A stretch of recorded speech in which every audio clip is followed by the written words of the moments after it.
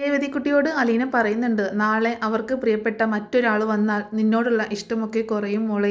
അങ്ങനെ ആര് വരാനാ എന്ന് ചോദിക്കുമ്പോൾ ആരെങ്കിലും വന്നാലോ എന്ന് ചോദിക്കാണ് അലീന. ഇപ്പോൾ നീ തന്നെ വന്നില്ലേ, നീ വരുമെന്ന് അവർ വിചാരിച്ചതാണോ? നീ വിചാരിച്ചതാണോ നീ ഇങ്ങോട്ടേക്ക് വരുമെന്നും ഇത്രയും നല്ല രീതിയിൽ ജീവിക്കുമെന്നും? ഇല്ലല്ലോ.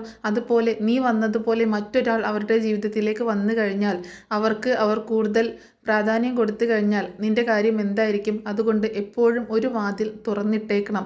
എപ്പോഴും ആ വാതിൽ ഓപ്പൺ ആയിരിക്കണം. കാരണം ഏതെങ്കിലും ഒരു നിമിഷം ഇവിടെ നിനക്ക് നിൽക്കാൻ പറ്റാതെ വന്നു കഴിഞ്ഞാൽ നിനക്ക് യാതൊരു ബുദ്ധിമുട്ടും കൂടാതെ ഇറങ്ങിപ്പോകാൻ വേണ്ടിയിട്ട് ആ ഒരു വാതിൽ എപ്പോഴും തുറന്നിട്ടേക്കണം എന്ന് പറയാണ് അലീന.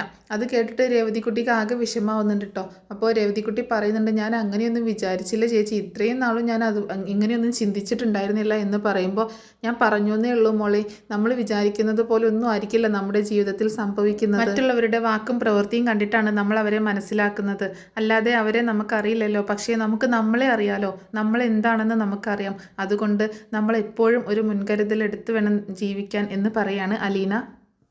അപ്പോൾ രേവതിക്കുട്ടി ആകെ വിഷമിച്ചിട്ട് പറയുന്നുണ്ട്, ഞാൻ മൺചേട്ടനെയും ചേച്ചിയും കണ്ടപ്പോൾ ഞാൻ ഒരുപാട് ആഗ്രഹിച്ചു പോയി എന്നിങ്ങനെ പറയണേ. അപ്പോൾ അലീന വന്നിട്ട് പറയുന്നുണ്ട്, മോളെ, യുദ്ധവും സമാധാനവും എന്ന് പറഞ്ഞിട്ടുള്ളൊരു നോവലുണ്ട്. പണ്ട് ഞാൻ ലൈബ്രറിയിൽ നിന്ന് എടുത്ത് വായിച്ചതാണ്, 3-4 വർഷമായി. അതിലൊരു കഥാപാത്രമുണ്ട്, സോണിയ. റോസിറ്റി കുടുംബത്തിലേക്ക് ദത്തെടുക്കപ്പെട്ട പെൺകുട്ടിയാണ് സോണിയ. അവൾ അവിടെയുള്ള നിക്കോള എന്ന് പറഞ്ഞ ചെറുപ്പക്കാരനുമായി പ്രണയത്തിലാകുന്നു. അവർ രണ്ടുപേരും പരസ്പരം അങ്ങോട്ടും ഇങ്ങോട്ടും പ്രണയിക്കാൻ തുടങ്ങി. പക്ഷേ വിവാഹപ്രായമായപ്പോൾ ബന്ധുക്കളെല്ലാവരും കൂടിയിട്ട് നിക്കോളയെ കൊണ്ട് മറ്റൊരു വിവാഹം കഴിപ്പിച്ചു എന്ന് പറയണം. അപ്പോൾ കഷ്ടമായി പോയല്ലോ എന്ന് രേവതി പറയുമ്പോൾ, അങ്ങനെയാണ് മോളെ ജീവിതം. നമ്മൾ എത്രയധികം സ്നേഹിക്കപ്പെട്ടാലും ശരി, നമ്മളൊരാളെ ഒരുപാട് സ്നേഹിച്ചാലും ശരി, വേണ്ടി വന്ന നമ്മളെ തള്ളിക്കളയാനുള്ള ഒരു കാരണം ആരെങ്കിലുമൊക്കെ കണ്ടുപിടിക്കും എന്ന് അലീന പറയുമ്പോൾ രേവതിക്കുട്ടി ചോദിക്കുന്നുണ്ട്, അങ്ങനെ നോക്കിയാൽ ഞാൻ ഇവിടുത്തെ വേലക്കാരിയല്ലേ എന്ന് ചോദിക്കുകയാണ്. അതേ മോളെ, നമ്മൾ ആ സ്ഥാനത്ത് തന്നെയാണ്. നമ്മുടെ ഇരിപ്പിടം വേലക്കാരിയുടെ ഇരിപ്പിടമാണ്. അതിൻ്റെ മുകളിൽ എന്ത് കിട്ടിയാലും അത് ബോണസാണ്.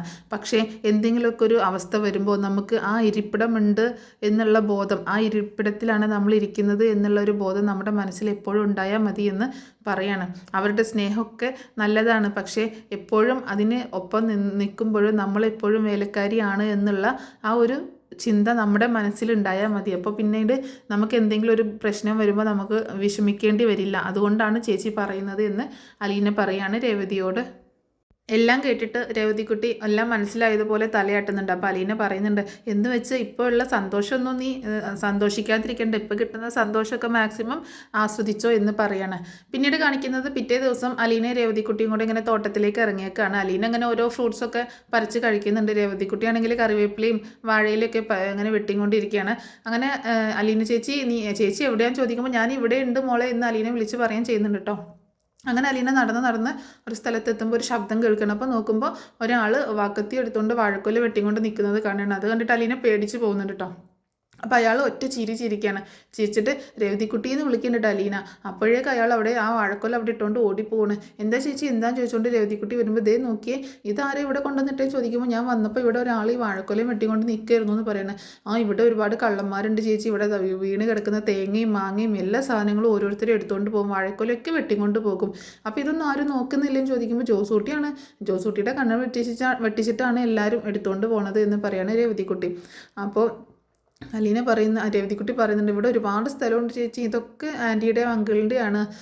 അപ്പോൾ അലീന പറയുന്നത്, നോക്കാൻ ആരും ഇല്ലാത്തതുകൊണ്ടാണല്ലേ എന്നൊക്കെ പറയുന്നത്. ഇനിയിപ്പോൾ അങ്ങനെ കള്ളം കൊണ്ടുപോകണ്ട, നമുക്കിത് എടുത്തുകൊണ്ട് പോകാമെന്ന് പറഞ്ഞിട്ട് ആ വാഴക്കൊല എടുത്തുകൊണ്ട് അവർ നടന്നു പോവാണ്. ആ സമയത്ത് അലീന പറയുന്നുണ്ട്, മോളെ നീ ഇങ്ങോട്ടൊക്കെ ഇറങ്ങുമ്പോൾ ശ്രദ്ധിക്കണം കേട്ടോ, ഒറ്റയ്ക്കൊന്നും ഇങ്ങോട്ടേക്ക് വരരുത്. ആ കള്ളന്മാർ എന്തും ചെയ്യാൻ മടിയില്ലാത്തവരാണ്. അവരെന്തെങ്കിലും ചെയ്തു കഴിഞ്ഞിട്ട് പറഞ്ഞിട്ട് കാര്യമില്ലല്ലോ. അവരവരുടെ ഭാഗം ജയിക്കാൻ വേണ്ടിയിട്ട് അവർക്ക് രക്ഷപ്പെടാൻ വേണ്ടിയിട്ട് എന്ത് വേണമെങ്കിലും ചെയ്യും. തനിച്ച് ഇങ്ങോട്ടേക്കൊന്നും വരരുത് എന്നൊക്കെ പറയട്ടോ. അപ്പോൾ രേവതിക്കുട്ടി പറയുന്നുണ്ട്, ഇല്ല ചേച്ചി, ഞാൻ വരാറില്ല. ഇതിപ്പോൾ ചേച്ചി ഉള്ളതുകൊണ്ടാണ് ആൻറ്റി എന്നെ ഇങ്ങോട്ടേക്ക് വരാൻ സമ്മതിച്ചത്. ഞാനും ആൻറ്റിയും അല്ലെങ്കിൽ മാംസാനും ജോസൂട്ടി ചേട്ടനും കൂടിയാണ് ഇങ്ങോട്ടേക്ക് വരാറൊക്കെ ഉള്ളത് എന്ന് പറയണം.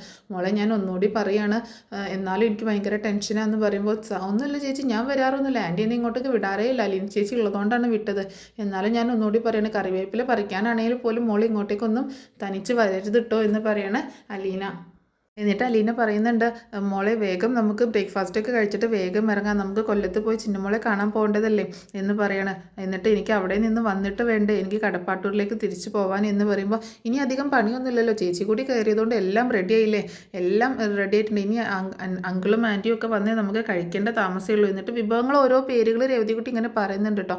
കടല താളിക്കാനുള്ളൂ, അതുപോലെ കറികൾ ഉണ്ടാക്കി വെച്ചതും മട്ടൻ ഉണ്ടാക്കിയതും ഒക്കെ പറയുന്നുണ്ട്. ചേച്ചിയുടെ പ്രിയപ്പെട്ട ദോശ ഉണ്ടാക്കിയതും ഒക്കെ പറയണം. ചേച്ചി കൂടി കയറിയതുകൊണ്ട് എല്ലാ പണിയും എളുപ്പം കഴിഞ്ഞു എന്ന് ആൻറ്റിയും അങ്കിളും ഒന്ന് ഞെട്ടും. ചേച്ചിയല്ലേ ചീഫ് ഷെഫ് എന്ന് പറയുമ്പോൾ ഒന്ന് പോടിയായിരുന്നു, ഞാൻ ഓരോന്ന് പറഞ്ഞ് നിൻ്റെ കൂടെ കൂടിയിട്ടല്ലേ ഉള്ളൂ, നീ തന്നെയല്ലേ എല്ലാം ഉണ്ടാക്കിയത് എന്ന് പറയണം. അതിനുശേഷം രണ്ടുപേരും കൂടെ ബ്രേക്ക്ഫാസ്റ്റൊക്കെ ടേബിളിൽ എടുത്ത് വെക്കുകയാണ്. അപ്പോൾ രേവതിക്കുട്ടി പറയുന്നുണ്ട്, ചേച്ചി കൈ കഴുകിയിട്ട് ഇരിക്കുക, ഞാൻ അവരെ വിളിച്ചിട്ട് വരാം, അങ്കിളിനെ ആൻറ്റിയും വിളിച്ചിട്ട് വരാമെന്ന് പറഞ്ഞിട്ട് പോവുകയാണ്. അങ്ങനെ അലീന ഒരു സാധനങ്ങൾ വീണ്ടും കൊണ്ടുവന്ന് വെക്കുന്നുണ്ട്. അപ്പോൾ രേവതിക്കുട്ടിയാണെങ്കിൽ ഇവരെ വലിച്ചു കൊണ്ടുവരികയാണ്. എങ്ങോട്ടും ഇത്ര ധൃതിയിൽ നിന്ന് മാമച്ചാൻ ചോദിക്കുന്നുണ്ട്, എൻ്റെ കൈ വിട്ടിട്ട് എൻ്റെ കൈ വേദനിക്കുന്നു എന്ന് ഗ്രേസ്മ പറയുമ്പോൾ, ഓ പിന്നെ അതൊക്കെ മാറിയെന്ന് എനിക്കറിയാം, വെറുതെ അഭിനയിക്കല്ലേ എന്ന് പറഞ്ഞിട്ട് രണ്ടുപേരും അവിടെ പിടിച്ചിരുത്തുകയാണ്. നിനക്ക് എന്താ ഇന്ന് ഇത്രക്ക് ധൃതി എന്ന് ചോദിക്കുകയാണ് മാമച്ചാനും ഗ്രേസും വിട്ടു. അപ്പോൾ പറയുന്നുണ്ട്, അതെ അലീന ചേച്ചി ഇന്നേ കൊല്ലത്ത് പോവാണ് ചിന്നുമോളെ കാണാൻ. അലീന പോണതിന് നിനക്കെന്താ ഇത്ര ധൃതി, അലീനയല്ലേ പോണത് ചിന്നുമോളെ കാണാൻ എന്ന് ഗ്രേസമ്മ പറയുമ്പോൾ, അതെ അത് പിന്നെ അപ്പോൾ രേവതിക്കുട്ടി ഇങ്ങനെ നിന്ന് പരുങ്ങാട്ടോ. നീ എന്താടി നിന്ന് പരുങ്ങുന്നേ, അത് പിന്നെ ഞാനുണ്ടല്ലോ എന്നൊക്കെ പറഞ്ഞുകൊണ്ട് ഇങ്ങനെ സംസാരിക്കാൻ നിൽക്കണം. എന്നിട്ട് അലീന ചേച്ചി അവിടെ പോയിരുന്നേ, അലീനയോട് പറയുന്നുണ്ട്, ചേച്ചി അവിടെ പോയിരുന്നേ ഞാൻ വിളമ്പിക്കോളാം എന്ന് പറഞ്ഞിട്ട് രേവതിക്കുട്ടി ഫുഡ് വിളമ്പി കൊടുത്തുകൊണ്ട് ചോദിക്കുന്നുണ്ട്. അതെ രേവതിക്കുട്ടി പറയുന്നുണ്ട്, ഞാനും ചേച്ചിയും ഞങ്ങളുടെ കൂടെ ആയിരുന്നല്ലോ സ്നേഹനികേതനത്തിൽ ചിന്നുമോൾ ഉണ്ടായിരുന്നത്. അത് ഞങ്ങൾക്ക് അറിയാവുന്ന കാര്യമാണല്ലോ, നീ ഇപ്പോൾ പ്രത്യേകിച്ച് പറയാൻ എന്തിരിക്കുന്നു. അതെ ചേച്ചി പോകുമ്പോൾ എന്നാൽ ഞാനും കൂടെ ചിന്നുമോളെ കാണാൻ പോയിക്കോട്ടെ എന്ന് ചോദിക്കുകയാണ്. അപ്പോൾ അത് ഇങ്ങനെ ചോദിക്കുന്നത് കേൾക്കുമ്പോൾ അലീനയ്ക്ക് ഭയങ്കര ടെൻഷൻ ഉണ്ട് കേട്ടോ, ഇവരെന്താ പറയാന്നുള്ളതിന്. കേട്ട ഉടനെ തന്നെ മാമച്ചയും പറയുന്നുണ്ട്, വേണ്ട പോവണ്ട എന്ന് പറയണം. അത് കേട്ടപ്പോൾ രണ്ടുപേർക്കും ഭയങ്കര വിഷമാവുകയാണ്. ഗ്രേസം ഒന്നും പറയുന്നില്ല. അങ്ങനെ രേവതിക്കുട്ടി പറയുന്നുണ്ട്, എന്നാൽ പിന്നെ കുറച്ച് വിഷമമായിട്ടാണ് പറയുന്നത്, ചേച്ചി പോയിട്ട് വാ ചിന്നുമോളുടെ അടുത്ത്, ഞാൻ പിന്നെ എപ്പോഴെങ്കിലുമൊക്കെ പോയി കണ്ടോളാം, ചേച്ചി പോയിട്ട് വിശേഷങ്ങളൊക്കെ എന്നോട് പറഞ്ഞാൽ മതി, ചേച്ചി ഇവിടെ വന്നിട്ടല്ലേ പാലാക്ക് തിരിച്ച് പോകത്തുള്ളൂ, അപ്പോൾ എന്നോട് വിശേഷങ്ങളൊക്കെ പറഞ്ഞാൽ മതി എന്ന് പറഞ്ഞിട്ട് ഭക്ഷണം കഴിക്കാനായിട്ട് ഇരിക്കണം.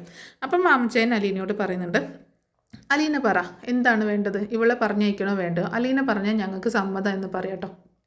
അപ്പോൾ ഗ്രേസമ്മ പറയുന്നുണ്ട്, അതെ അലീന പറഞ്ഞാൽ ഞങ്ങൾക്ക് സമ്മതമാണ്, അലീന പറ എന്ന് പറയുമ്പോൾ ഇങ്ങനെ നോക്കി നിൽക്കുക കേട്ടോ. അപ്പോൾ രേവതിക്കുട്ടി പറയുന്നുണ്ട്, അലീന ചേച്ചിക്ക് 100 വട്ടം സമ്മതം എന്ന് പറയുമ്പോൾ അതെങ്ങനെ നിനക്കറിയാമെന്ന് ചോദിക്കുകയാണേ ഗ്രേസമ്മ. അപ്പോൾ പറയുന്നത്, എനിക്കറിയാം, ഞാനല്ലേ അലീന ചേച്ചിയുടെ കൂടെ ഇത്രയും നാളുണ്ടായിരുന്നത് എന്ന് പറയണേ. ചുമ്മാ വാചകടിക്കാതെ ഇരുന്ന് കഴിച്ചിട്ട് പെട്ടെന്ന് പോയിട്ട് വരാൻ നോക്കടി എന്ന് ഗ്രേസമ്മ പറയുമ്പോൾ, ഇതങ്ങ് നേരത്തെ പറഞ്ഞാൽ പോരായിരുന്നു എന്ന് പറയണേ. സൗകര്യം ഉണ്ടായില്ല എന്തേ എന്ന് ചോദിക്കുകയാണ് ഗ്രേസമ്മ. അങ്ങനെ ആ സമയത്ത് അലീന ജോസൂട്ടി നമ്മുടെ മാംചായനോട് പറയുന്നുണ്ട്, അങ്കിളെ ഇതേ ഞാനേ പറമ്പിലോട്ട് ചെന്നപ്പോൾ അവിടെ ഒരു കള്ളനെ കണ്ടു എന്ന് പറയണേ. അത് കേട്ടിട്ട് ഗ്രേസമ്മ ആകെ ഷോക്കാവുക കേട്ടോ. അയ്യോ എന്ന് പറയുന്നുണ്ട്. എന്നിട്ട് ഞാൻ അങ്ങോട്ടേക്ക് ചെന്നപ്പോഴേ അവിടെ ആ കള്ളൻ ഒരു വാഴക്കൊല വെട്ടിക്കൊണ്ട് കട്ടുകൊണ്ട് പോകാൻ നിൽക്കായിരുന്നു എന്ന് പറയണേ. എന്നിട്ട് എന്താ ഉണ്ടായെന്ന് ചോദിക്കണം. ഞാൻ രേവതിക്കുട്ടിയെ വിളിച്ചപ്പോഴേക്ക് ആ കള്ളൻ ആ വാഴക്കൊല അവിടെ ഇട്ടുകൊണ്ട് ഓടിപ്പോയി എന്ന് പറയണേ. അപ്പോൾ ഗ്രേസമ്മ പറയുന്നുണ്ട്, നിങ്ങളൊരു പട്ടാളക്കാരനായിട്ട് കള്ളന്മാർ കയറി ഇറങ്ങുന്നത് കണ്ടോ എന്ന് പറയുമ്പം തൻ്റെ കൈ ഇങ്ങനെ ചുരുട്ടി പിടിച്ചുകൊണ്ട് എന്നെ ശരിക്കും അവർക്ക് അറിയാഞ്ഞിട്ടാ എന്ന് മാമച്ചായൻ പറയട്ടോ. അപ്പോൾ അലീനയ്ക്ക് ചിരി വരുന്നുണ്ട്. അലീന പറയുന്നുണ്ട്, ചുറ്റുമതിലൊക്കെ പൊളിഞ്ഞു കിടക്കുകയെങ്കിലെ അതുകൊണ്ടാണ്, അതൊക്കെ ഒന്ന് ശരിയാക്കിയാൽ എന്ന് പറയുമ്പോൾ ഗ്രേസമ്മ പറയുന്നത്, ഞാൻ എത്ര നാളായിട്ട് പറഞ്ഞുകൊണ്ടിരിക്കുന്ന കാര്യമാണ് അതെന്നറിയോ. അപ്പോൾ മാമച്ചായൻ പറയുന്നുണ്ട്, പണിക്കാരെ കിട്ടണ്ടേ അത് ശരിയാക്കാൻ എന്ന് പറയണം. എന്നിട്ട് ഗ്രേസമ്മ രേവതിക്കുട്ടിയോട് പറയുന്നുണ്ട്, ഇനി ഈ വീടിൻ്റെ പടി പുറത്തിറങ്ങരുത് നീ എന്ന് പറയണം. അയ്യോ അപ്പോൾ കൊല്ലത്തിന് പോകണ്ടേ, കൊല്ലത്തിന് പോകണ കാര്യമില്ല, അത് പൊക്കോ, വീട്ടിന് പുറത്തേക്ക് ഇറങ്ങരുത്, ഇങ്ങനെ കള്ളന്മാരെ ശല്യം ഉള്ളതുകൊണ്ട് പറയണം. അപ്പം ഗ്രേസമ്മയ്ക്ക് അലീനയോടുള്ള രേവതിക്കുട്ടിയോടുള്ള ആ കെയറും സ്നേഹം മാമച്ചാൻ്റെ അവരുടെ സ്നേഹമൊക്കെ കണ്ടിട്ട് അലീനയ്ക്ക് ഭയങ്കര സന്തോഷമാവാണ്.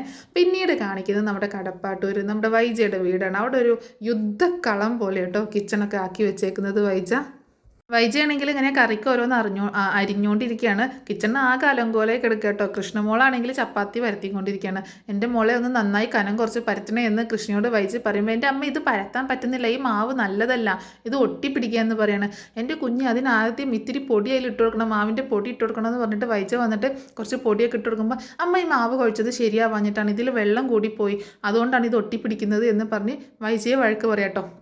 ആ സമയത്ത് വൈജ അങ്ങോട്ട് പോയിട്ട് ഇങ്ങനെ എല്ലാ കബോർഡും തുറന്ന് നോക്കുകയാണ്.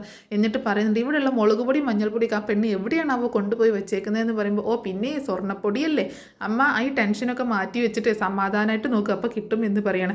അങ്ങനെ വൈജയന്തി ഒരു കബോർഡ് തുറക്കുമ്പോൾ അതിനകത്ത് നിന്ന് എല്ലാം കിട്ടുകയാണ്. ആ സമയത്ത് ബബിത അങ്ങോട്ടേക്ക് വരുന്നുണ്ട്. ഇതുവരെ ഒന്നും റെഡി ആയില്ലേ അമ്മ എന്ന് ചോദിച്ചുകൊണ്ടാണ് വരുന്നത്. അപ്പോൾ വൈജയ്ക്ക് ദേഷ്യം വരികയാണ്. ദേ നിനക്ക് വേണ്ടി 2 വേലക്കാരികൾ ഇവിടെ നിന്ന് കഷ്ടപ്പെടുകയാണ്, അത് നീ കാണുന്നില്ലേ എന്ന് ചോദിക്കുകയാണ്. അമ്മ എന്താ ഈ പറയുന്നത്, എനിക്ക് കോളേജിൽ പോകാനുള്ളതല്ലേ എന്ന് ചോദിക്കുകയാണ് ബബിത. അപ്പോൾ കൃഷ്ണ പറയുന്നുണ്ട്, അലീന ചേച്ചി ഉണ്ടായിരുന്ന സമയത്ത് ഒരു ബുദ്ധിമുട്ടുണ്ടായില്ലല്ലോ. 8 മണിയാകുമ്പോഴേക്ക് ടിഫിൻ ബോക്സും റെഡി ആയിട്ടുണ്ടാവും, ബ്രേക്ക്ഫാസ്റ്റും എല്ലാ സാധനങ്ങളും റെഡി ആയിട്ടുണ്ടാവും, കഴിച്ചു പോയാൽ മാത്രം മതിയായിരുന്നു. ഇപ്പം കണ്ടോ ഒന്നും സെറ്റ് ആവുന്നില്ല എന്നൊക്കെ പറയണം. അപ്പോൾ ബബിത പറയുന്നുണ്ട്, അവളെ പറഞ്ഞയക്കുണ്ടായിരുന്നു അല്ലമ്മേ, ലീവും കൊടുത്തു എന്ന് പറയുമ്പോൾ വൈജ പറയുന്നുണ്ട്, വൈജ ഇങ്ങനെ നോക്കുകയാണ്. അതിനെ അലീന ചേച്ചി എന്താണെങ്കിലും പോകുമായിരുന്നു, അലീന ചേച്ചിക്ക് ലീവ് ഉണ്ടായിരുന്നല്ലോ.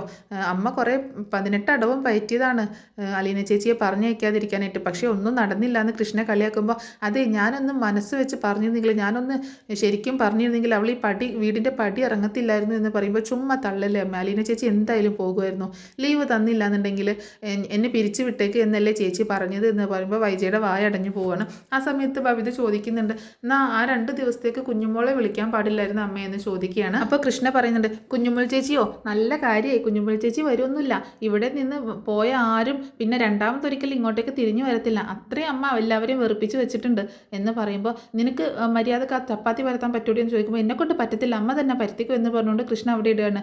അപ്പോൾ ബബിതയോട് വൈജ ചോദിക്കുന്നുണ്ട്, നിനക്കറിയാലോ ചപ്പാത്തി പരത്താൻ, നീ അതൊന്ന് പരത്തി തന്നേടി എന്ന് പറയുമ്പോൾ, എനിക്കൊന്നും വയ്യ എനിക്ക് പഠിക്കാനുണ്ടെന്ന് പറഞ്ഞിട്ട് ബബിത അവിടെ നിന്ന് പോകുമ്പോൾ, നീ ഇങ്ങോട്ടേക്ക് വാ തിന്നാനായിട്ട്, ഞാൻ വായിൽ വെച്ച് ഉരുട്ടിത്തരാമെന്ന് പറഞ്ഞ് ദേഷ്യപ്പെടുകയാണ് വൈജ. നിന്നോട് മര്യാദക്ക് പരത്താൻ പറഞ്ഞില്ലെന്ന് ചോദിക്കുമ്പോൾ, നിനക്ക് മര്യാദക്ക് പരത്തിക്കൂടെ എന്ന് ചോദിച്ചുകൊണ്ട് കൃഷ്ണയുടെ അടുത്തേക്ക് വരികയാണ് വൈജ. എന്നെക്കൊണ്ടൊന്നും വയ്യ അമ്മ തന്നെ പരത്തിക്കോ, അമ്മ പരത്തിയാലും ഇത് ശരിയാവാൻ പോണില്ല എന്ന് പറഞ്ഞുകൊണ്ട് കൃഷ്ണയെ അവിടെ നിന്ന് പോകണം. അപ്പോൾ കൃഷ്ണ പോണ മുന്നേ പറയുന്നുണ്ട്, അലീന ചേച്ചി ഒറ്റയ്ക്ക് ചെയ്തിരുന്ന ജോലിയാണ് ഇത് എല്ലാം കൂടെ, അമ്മയ്ക്ക് 100 കുറ്റമായിരുന്നില്ല അലീന ചേച്ചി ചെയ്യുമ്പോൾ എന്ന് പറയുമ്പോൾ, അത് അലീന ഇവിടുത്തെ ജോലിക്കാരിയായിരുന്നില്ലേ, അടുക്കളക്കാരി ചെയ്യുമ്പോൾ എല്ലാ കാര്യങ്ങളും ചെയ്യുമായിരുന്നു, ഞാൻ ബാങ്കിലെ ഹൗസിംഗ് ലോൺ സെക്ഷനിലെ മാനേജർ, അത് പറയണ്ട, അതൊന്നും ഇവിടെ പറയേണ്ട കാര്യമില്ല, എന്നാലും അമ്മയുടെ വീട്ടിലെ ജോലിയല്ല, അമ്മയ്ക്ക് 2 കൈയുണ്ടല്ലോ, അമ്മയ്ക്ക് ചെയ്യാലോ, ഇത്രയും നേരമായിട്ടും ചെടിക്ക് വെള്ളമൊഴിച്ചില്ല, മുറ്റടിച്ചില്ല, പാത്രം കഴുകിയില്ല, മുത്തശ്ശിയുടെ റൂമിലേക്ക് ഒന്ന് ചെന്ന് നോക്കിയ പോലുമില്ല, മുത്തശ്ശി ജീവിച്ചിരിപ്പുണ്ടോ എന്ന് പോലും നോക്കിയില്ല എന്ന് പറയുമ്പോൾ, നിനക്ക് ചെന്ന് നോക്കാമല്ലോ, എനിക്കിവിടെ 100 കൂട്ടം പണിയില്ലെന്ന് ചോദിക്കുമ്പോൾ, ഈ എല്ലാ ജോലികളും ചേച്ചി തന്നെയല്ലേ ചെയ്തിരുന്നതെന്ന് പറയുമ്പോൾ, ചേച്ചി അവളുടെ ജോലിയല്ല അതെന്ന് പറയണത്, ചേച്ചിയുടെ ജോലിയൊന്നുമല്ല, ചേച്ചി ഹോം നേഴ്സല്ലേ, ഹോം നേഴ്സിൻ്റെ ജോലിയൊന്നുമല്ല. ഹോം നേഴ്സോ എന്ന് പറയുമ്പോൾ, അതെ ഹോം നേഴ്സല്ലേ, ചേച്ചി തന്നെയല്ലേ അമ്മയോട് പറഞ്ഞ ഹോം നേഴ്സിൻ്റെ ജോലിയാണ് ഞാൻ ചെയ്യേണ്ടത്, ഇതൊന്നും വീട്ടിൽ ജോലി എൻ്റെ ഇതിൽ പെട്ടതല്ല, എന്നാലും ഞാൻ ചെയ്യുന്നത് എൻ്റെ കൺസേൺ കൊണ്ടാണെന്ന് ചേച്ചി പറഞ്ഞില്ലേ, എന്നിട്ട് അമ്മ അതൊക്കെ കേട്ട് മിണ്ടാതിരുന്നില്ലേ എന്നൊക്കെ ചോദിക്കുകയാണ്. നീ ഇവിടെ നിന്ന് പോയി തരാമോ, എനിക്ക് ഞാൻ തന്നെ ചെയ്തോളൂ, അമ്മ തന്നെ ചെയ്തോ, എനിക്ക് എങ്ങാനും വയ്യ എന്ന് പറഞ്ഞുകൊണ്ട് കൃഷ്ണയും പോവാണ്. ഒരെണ്ണത്തിനെ സഹായിക്കാൻ കിട്ടത്തില്ല, സഹായിക്കാൻ വിളിച്ചാൽ മനുഷ്യനെ ശല്യപ്പെടുത്തിക്കൊണ്ടിരിക്കുമെന്ന് പറഞ്ഞ് വൈജ ചപ്പാത്തി പരത്താൻ നോക്കുമ്പോൾ അത് ശരിയാവുന്നില്ല കേട്ടോ, അത് അവിടെ എടുത്ത് ഒരു എയർ കൊടുക്കണം. ആ സമയത്ത് കിച്ചണിൻ്റെ അടുത്തേക്ക്, അതായത് സ്റ്റൗവിൻ്റെ അടുത്തേക്ക് ചെല്ലുമ്പോൾ അവിടെ ചപ്പാത്തി കരിഞ്ഞിട്ടുണ്ടാവും. ഭയങ്കര ടെൻഷനായും കൊണ്ടാണ് ഓരോ സാധനം ഉണ്ടാക്കുന്നത്.